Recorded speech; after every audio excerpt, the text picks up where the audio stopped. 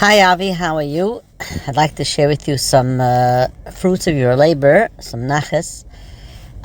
So basically, as you know, our son is basically struggling and totally unaffiliated with everything that's Kamat Shaykh Yiddishkeit. Has no shaykhs. You've trained us well, Baruch Hashem. We carried him on a golden platter. We've done everything you told us to do, and the Rabbanim told us to do. We followed your advice and guidance, bombing, love, everything. There's the ups, there's the downs, the struggles. Basically, our son met his girl about 3.5 years ago, and they love each other, and they live together. And in the back of our minds, obviously we never said anything, but we were hoping that there's going to come a time where they're going to want to marry Kedas Moshe Yisrael. Now, obviously, there's no mention, and we never pursued it. We never even hinted to them. And one day, they decided to get engaged. Okay. But still, we thought it was more symbolic than has any meaning for anything. And then a year and a half later, after their engagement, girl, my son, wanted to go ahead with a chuppah, Kedas Moshe Yisrael. It's something that was like Kriyas Yamsif, something we never thought was going to happen. And Baruch Hashem, I am skipping most of the details and most part of the story because it's going to take too long to leave you in a voice note. It was just unbelievable.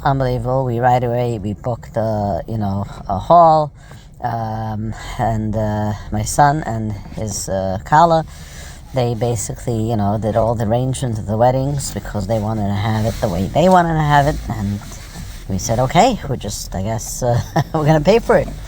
And and her parents were all on board, and Baruch Hashem, everything went smooth sailing. The wedding was this past Sunday. It was a beautiful wedding, although we had no idea in the details of what it's going to look like. We braced ourselves for anything and everything, and it turned out to be they took us very much into consideration, and they made this wedding very, like almost a Chassidish wedding. I couldn't believe it. And we hadn't asked for anything. We didn't mix into anything, not even the color of the tablecloth.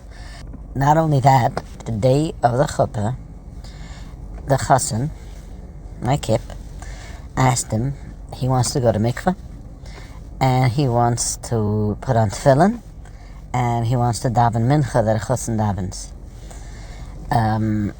I don't know how to explain this. For us, these things are earth-shattering.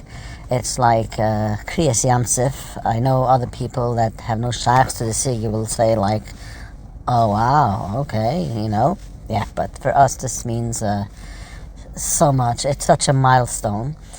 Now, the Nikida of all this is it's all fine and dandy, beautiful, everything, beautiful chasna, Kedas Moshe Yisrael, and tefillin, and mikveh, all fine. But the thing that mostly inspired me of all this is, as you always taught us, that they love us. They're the ones that will take care of us. And Baruch Hashem, they're not taking care of us in health, Baruch Hashem. But you could see how sensitive he was when he went to plan this wedding. He was thinking, how will my father like it? How will my mother like it? What's going to make them feel comfortable? And that, that's just unbelievable. It's unbelievable. That could not happen any other way. Only when the child feels very, very connected. When the child feels that you love him unconditional, then he will treat you also unconditional. Thank you, Avi, and may Hashem bench you for all you have done, and may Hashem help that you should keep on getting such nachas calls and such inspirational stories, and we should hear only nachas from our children, and Hashem Mashiach should come, and Hashem. Thank you, Avi. Kol Tov.